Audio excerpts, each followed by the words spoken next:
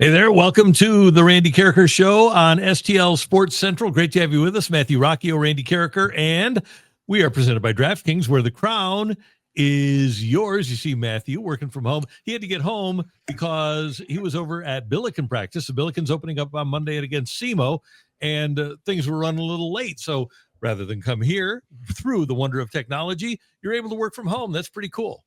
Yeah, it made it a lot more convenient. And here I don't have to do it on my iPad. I'm on my desktop. So if I find something crazy that I want to share, we can do it a lot more easily from this way. So it's a lot easier. It's a lot more convenient in a lot of ways. But we got some Cardinals news to talk about, so I had to jump back on, had to make it happen. And that Cardinal news is a couple of additions to Chaim Bloom's staff. Actually, the first people that he has hired as the president of baseball operations. He brings Joe Douglas over from Pittsburgh. Joe Douglas was named the director of pro acquisition. It's an interesting title. He spent 8 seasons with the Pirates, most recently as their head of player analysis. And he's going to oversee pro scouts as well as the Cardinals pro acquisition team, and will report to Randy Flores, which to me means that Randy Flores has a promotion as well, because he's dealing with pro scouting and pro acquisition. But Matthew, the Cardinals were not happy with the return they got for Tyler O'Neill when they traded him to Boston. They got back minor league pitchers Nick Robertson and Victor Santos, who have shown the Cardinals nothing. And when they traded Dylan Carlson, they thought that he still had some value, and they get a guy that they don't even have for a month in Sean Armstrong, who they DFA'd less than a month into his Cardinal tenure. So Joe Douglas will be charged with enhancing the Cardinals scouting of other teams. And if you look at Chaim Bloom and the Tampa Bay Rays, not that the Cardinals are going to work this way, but this is just an example of what the Cardinals are trying to accomplish in terms of getting players from other teams. When the Rays played in the 2019 Division Series against Houston, and Chaim Bloom was still a member of the organization there, of their 25-man roster in the Division Series, 18 of those have been acquired from other organizations. Now, again, the Cardinals are going to be more of a draft and develop, but the point here is that if you're going to make trades for players from other organizations, you need to make those players hit. And with as much as the Cardinals have sold over the course of the last few years, especially the big sell-off, and what they've gotten in return for the big sell-off, they want to be pretty sure that what they're getting in return is quality. And I think that we can question the quality of what they got back when they traded Flaherty to Baltimore, or when they traded Jordan Hicks to Toronto, or DeYoung to Toronto, although they did get a pretty good return for Paul DeYoung. But in that sell-off right there, the Cardinals don't have an impact major league player. And I think they're frustrated by that. They should be if they aren't. And this is why Joe Douglas is now a member of the organization. Think about it, Randy. If that's what you're mad about, is they never have an impact player, think about the Pirates. I mean, they sell all of them off, but they're drafting and developing impact players.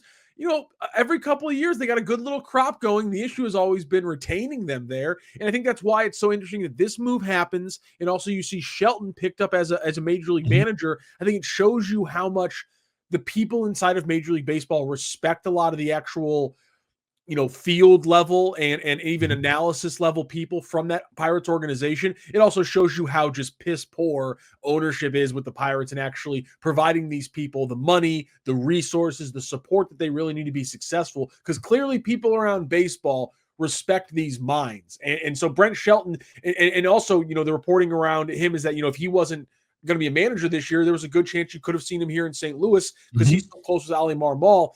And so I think people need to take the 10,000-foot view, remember what the Pirates organization are as a whole, and that the problems on the field are start at the very top, and they're getting filtered through, the head, the manager and the player analysis part. But those have been, relatively above average situations for Pittsburgh. It's just they're dealing with what they're dealing with. And that's always my thing. I mean, I can remember 3 or 4 different times in the last, 7 or 8 years that, Pittsburgh had a new big name come up. And yeah, sometimes the actual development past year 2 or 3 wasn't exactly what you wanted, but it's hard to breed winning in that environment. And I think those handicaps should be taken, with a grain of salt. Yeah, I don't think there's any doubt about that. And another part of this, and we need to be realistic about this, is if I think the Cardinals will do a good job of keeping players around, but if they get to a point where in 1 year, there are 4 potential free agents. They might come to a point where they have no choice but to sell. It's the question is, are you going to let people walk away as free agents, or are you going to have a return on assets? And I think sometimes you have to sell rather than let a guy walk out the door. That's what you have to do when you're in a market like this and you're spending like the Cardinals plan to spend. So if that is inevitable, that at some point you're going to have to move players. And let's just look at right now, okay? And the service time of Cardinal players. Donovan is ahead of pretty much everybody, but you'll reach a point where in the course of a couple of years, you're going to have, and you don't know if these players are going to be of high quality, but you will have Walker, Gorman, Wynn, Liberatore, and Nootbaar, if he's still around, as players that within the course of 2 years will all be free agents. And here's my thing with that situation. I don't know that you can keep all of them. Can you sign them all to big contracts if they all wind up being good? Maybe not. So if they are good and you're going to trade them before they become free agents, you want to have the best evaluation of other teams' players that you can possibly have. And that's one of the reasons that I bring up Tampa Bay, is because they go out and they get quality players. And the best example that we have locally, obviously, is Randy Arozarena. But when they make a deal, they get quality players back. Matthew, in the Rays history of their 10 highest WAR pitchers, 2 of them are still there, McClanahan and Baz. The other 8 have all been traded for prospects. So that's crazy. That's what they've done. And obviously the organization's only been around since 1998, but you want to be able to get return on the assets that you invest in. Yeah, I think that makes a lot of sense. And that's been one of the biggest problems. I mean, this is getting reinforcements from outside of this organization, and one of the biggest problem factors over the last 5 or 6 years. It's, again, we can't know, or predict how good Joe Douglas is going to be, or what effect this will have on the Cardinals player acquisition. I think based on what you've seen from young players brought into the Pirates organization, I think there's no doubt why we should be positive. Obviously, O'Neal Cruz, Brian Hayes, Paul Skeens. A lot of those guys are top draft picks. It's not hard to analyze those guys, but nonetheless, I mean, they haven't screwed up top draft picks while they've had them for the most part, and that's why I have some positivity about this. And again, getting outside opinions, getting new blood into this Cardinals organization, it's a primary thing. And right now, all I have to go on, based on his old job and the fact that he's a new guy, I'm open-minded for this one to be a huge success. And I want to, before we get to Jacob Buffa, a St. Louisan who also joins the Cardinal front office, let's point out that Douglas is going to report to Randy Flores.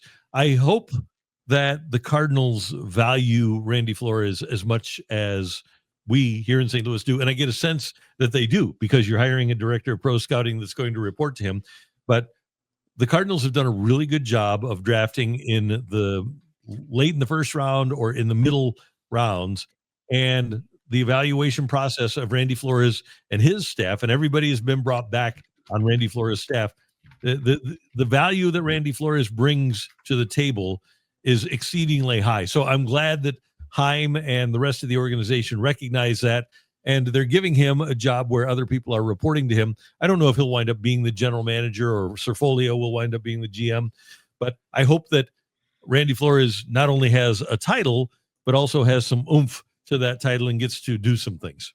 Yeah, I mean, you can complain about a lot of things when it comes to the Cardinals' ability to roster build through the organization, but I don't think the drafting aspect is really where you can make too many complaints. No, not a problem at all. All right, the other player that the Cardinals, the other person that the Cardinals announced joining their front office today is Jacob Buffa, a St. Louisan, went to Westminster. I know you're asking that right off the bat. He was named Senior Director of International Scouting. And Matthew, you'll remember in Chaim Bloom's introductory press conference, I had the first question and I asked about international scouting because everybody in the playoffs seems to have an international guy, and the Cardinals have struggled in that aspect of things. And so Jacob has been in the Astros organization in a variety of roles across player development and performance since 2019. He's been in the last 2 seasons, their senior director of player development and performance science. He's going to report to Moisés Rodriguez, but the Cardinals need to do a better job there. When you look at the best players in baseball or key players on the best teams in baseball, the international part of it is huge. You look at the Dodgers with Ohtani and Yamamoto and Sasaki, and they traded for Teoscar Hernandez. They'd already had the opportunity to evaluate him. And then you look at the big guy, Vladimir Guerrero, with the Blue Jays. There's so many good international players that the Cardinals haven't been able to take advantage of. And we all know about what they did with Fernando Tatis Jr. You can't look at Fernando Tatis Jr. 18 times and not sign him. And that's exactly what happened to the Cardinals. They need to be better. They need to get a star out of the international market. So I'm glad they have a new international director to enhance that aspect of the game. Because for teams in a market like St. Louis, you need to really scout that market and then get quality players. Cleveland gets Ramirez out of the international market. Washington, before they won the World Series, got Robles and Soto out of the international market. The Dodgers, when they traded JoJo Gray to Washington, when they got Trey Turner and Max Scherzer, they traded 2 international products. You can do that and don't have to worry about where you are with your record. All you need to do is be smart in the international market, and I think that's what the Cardinals need to do. Yeah, no doubt about that. And just looking right now, Houston signed 20 international free agents in 2025. I like seeing those kind of headlines when you see this kind of hiring. Mm-hmm. And when you're looking just back at the top ones from this last signing period, they were in on the number 3 ranked international prospect behind Roki Sasaki, obviously, Joshua Gonzalez out of the Dominican Republic, who went to the Giants for $2.5 million. Kevin Alvarez out of Cuba went to the Astros for $2 million. So I mean, just in the last couple of years, if you do a quick Googling about international signings, the Astros have been at the top of the list for the amount of international signings, the quality of international signings. The organization he's coming from has been well versed into this. And if you want to talk about a good way to really enter into an aspect of team building that you have not successfully been in or been in enough, however you want to see it, this is a big move for the Cardinals. I really think so. The other thing that Houston did when Jacob Buffa was there, somebody in that organization said to themselves or said to somebody within the organization, hey, you know what? We sign all these 16-year-olds out of Latin America. What happens when they get past their 16th birthday? Are they maxing out at 16? So somebody in the Astros organization decided, you know what? Let's go down and scout 18, 19, 20, 21-year-olds out of Latin America and see if we can maybe find a pitcher or a player or two out of Latin America that maybe there's an inefficiency there because everybody's signing players at 16, but not signing them. Sometimes they sign them at 17, but they aren't signing them at 18, 19, 20, 21. So what do the Astros do? They go to a World Series with a rotation that included Jose Urquidy, Luis Garcia, Christian Javier, and Framber Valdez, all of whom were signed out of Latin America beyond the age of 16. A rotation for a world championship team came from a pool of players that nobody else was scouting or signing. And that's what you need to do if you're going to win in a market like St. Louis. You have to find inefficiencies, and that was a huge inefficiency that Houston discovered. And I don't know how much Buffa had to do with it, but it can't hurt that he knew what they were thinking. Randy, can we hit one final Cardinals topic before we finish up this video? Sure. I saw a clip from our good friend Bernie Miklasz today. Mm-hmm. And I think this is kind of, and maybe it's in reaction, the natural reaction to the fact that you're going to have Lars Nootbaar on the roster starting next year. But Bernie Miklasz kind of broke out and said that he thinks it's almost likely that Brendan Donovan gets moved in this offseason. Where do you sit right now? And does the lack of flexibility caused by the Nootbaar injury move you further for or against this kind of trade? Logic would tell me that Bernie is exactly right. And here's why. Because the Cardinals don't know how other teams, at least Chaim Bloom and his staff right now, don't know how other teams value the 4 lefty hitters. But you're keeping Alec Burleson. He's going to be here. And so then you have Gorman, Donovan, Nootbaar. And as you said, Nootbaar is injured, and he may or may not be ready for opening day. Gorman hit 205, and his numbers just aren't ascending like the Cardinals would like. But there still might be somebody that appreciates the idea of him hitting a bunch of home runs. But the Cardinals also have a second baseman on the way in JJ Wetherholt. So where do they have depth, and where do they have a player that might have more value than any of their other left-handed hitters? It's logical to land on Brendan Donovan when that's the way you're thinking. Now, that being said, I know the Cardinals really value Brendan Donovan as a leadoff hitter and as a guy in the clubhouse. They think he's extremely valuable. But if the Cardinals need to open a spot and the best return that they're going to get on one of their 4 left-handed hitters in the majors last year is Donovan, I can absolutely see him being the guy. But it's going to come down to this. What if another team decides, you know what? I know that Donovan has done what he's done, and he's a really good player, but his ceiling isn't close to what Nolan Gorman's ceiling is, because Gorman could still become, at the age of 25 or between 25 and 30, he could be, a guy that hits 25 to 30 home runs. There may be a team that values Gorman's ceiling more than they value Donovan's ceiling, or more than anybody values Donovan's ceiling. So it could be that the most you can get for one of your 4 lefty hitters is Gorman. But my guess would be, and I would agree with Bernie on this, that winning teams that would sign Donovan to an extension and that are spending money would appreciate his abilities, kind of like the Dodgers appreciated Tommy Edman's abilities, his ability to play winning baseball. He can play a lot of positions. He's a great guy in the clubhouse. I would think that there will be a lot of appreciation for a guy like Brendan Donovan. If, for example, Albert Pujols goes to the Padres, he's going to go to AJ Preller and say, you know what, if you can get Brendan Donovan on your team, you should. He's a really good player. Gold Glover. Potentially, he could be a Gold Glover and a Silver Slugger player as a utility guy. I think Burleson might beat him out this year, or they might split the votes. But still, the potential that he's literally, by those awards, one of the best overall all-around utility guys in the entire game. That's a useful thing to a point, like you said. Winning teams want that. Teams that say, yeah, you're going to be the 10th guy in our lineup, but you're going to play a lot because of just how these things work out. Winning teams want that player. Yeah, and I think if we just look around, because of what he gives you at second base, I would think a team like Philly would be interested. I would think a team like, let's see, maybe there are more quality. The Cleveland, if they could pay the price, would be interested. Detroit would definitely be interested in him playing third base. That's the other thing, is his level of versatility. Depending on what happens with Seattle and Eugenio Suarez, he could be a second or third baseman for Seattle. Houston could use a guy, probably not Texas.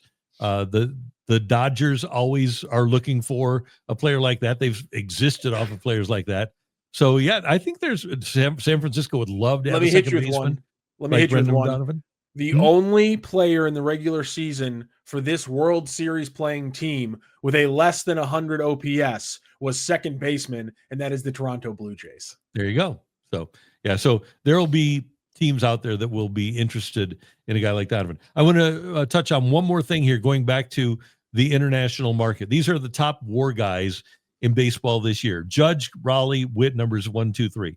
Perdomo of Arizona, 4, international guy. Rodriguez of Seattle, 5, international guy. Ohtani of the Dodgers, 6, international guy. Soto of the Mets, 7, international guy. Then Seager, Olson, Horner, and Pete Crow Armstrong. Then Tatis, and then down the line, you've got Francisco Lindor, you've got Jose Ramirez, you've got Michael Garcia, you've got Pena. I don't think was an international guy. I think he actually grew up in the United States. But you've got so many international signings that are among the top 50 players in Major League Baseball in 2025. You have to explore and you have to nail that market if you're the St. Louis Cardinals. Another thing you want to nail is your ability to win some money with our friends at DraftKings, and they're getting started here on December 1st. And NFL fans, what's your favorite touchdown? For me, it's the next one. Because with DraftKings Sportsbook, an official sports betting partner of the NFL, every touchdown you bring could be closer to you cashing in. From first touchdown score to anytime touchdown props or the thrill of live in-game betting, every snap is loaded with opportunity. And this weekend, you've got the Chiefs and you've got the Bills and you've got a great bet on Patrick Mahomes to throw a couple of touchdown passes. Great value there. Check it out at DraftKings. And the best part, new customers get $5 and bet just $5, and your bet wins you $300 in bonus bets instantly. Your team hitting pay dirt pays out to you. Download the DraftKings Sportsbook app and use the code STL Sports. That's STL Sports for new customers to turn $5 into $300 in bonus bets if your bet wins. In partnership with DraftKings, the crown is yours. Gambling problem? Call 1-800-GAMBLER. In New York, call 877-8-HOPE-NY or text HOPE-NY at 467-369. In Connecticut, help is available for problem gambling. Call 888-789-7777 or visit ccpg.org. Please play responsibly. On behalf of Boot Hill Casino and Resort in Kansas, 21 and over. Age and eligibility varies by jurisdiction. Void in Ontario. Bet must win to receive reward. Bonus bets expire 168 hours after issuance. For additional terms and responsible gaming resources, see dkng.co/audio. All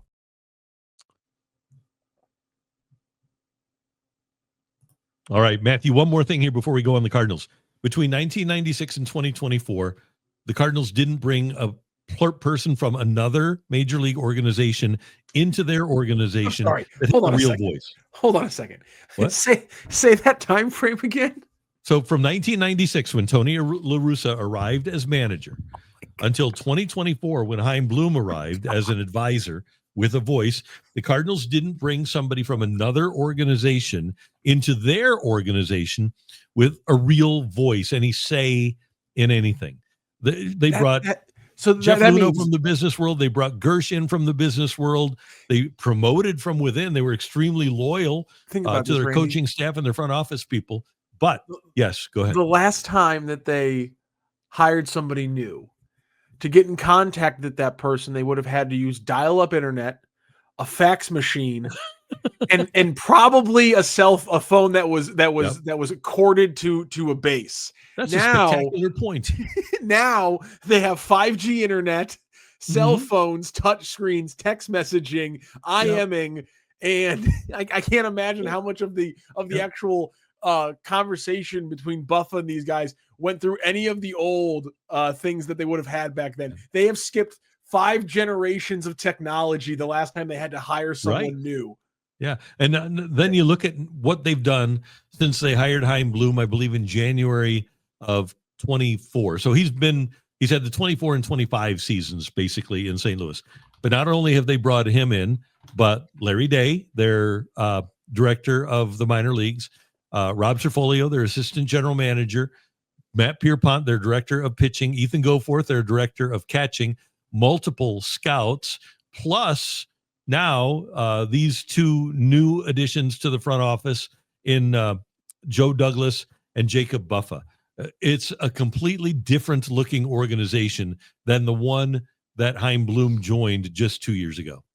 And honestly, I know some fans aren't going to be, that's not going to be enough for them. They're going to need to see results before they pull back. But a changing of the guard was needed, obviously. That no one else, I don't think anyone's going to disagree with that fact. And so to get that, and for it to be multiple guys who have had success in one way or another in their positions or with organizations, that I'm not saying they're going to get this right. I'm not saying you have to believe that they're going to get it right. But for me, this looks like a group of people who know what they're doing, who have a plan.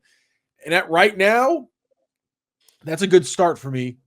The race starts now, and then we start, looking at how they take the turns and things like that. But for right now, at the starting line, I don't know how St. Louis fans couldn't ask for more. Everything else, I want more pitching and I want free agent acquisitions. The unrealistic asks, fine. This is how you reset and restart a 130-year organization with a new path. This is how you do it. Yeah. Change is good. That's Matthew. I'm Randy. And we are presented by DraftKings, where the crown is yours. Talk a little ball here on STL Sports Central, and we will see you next time. Take care.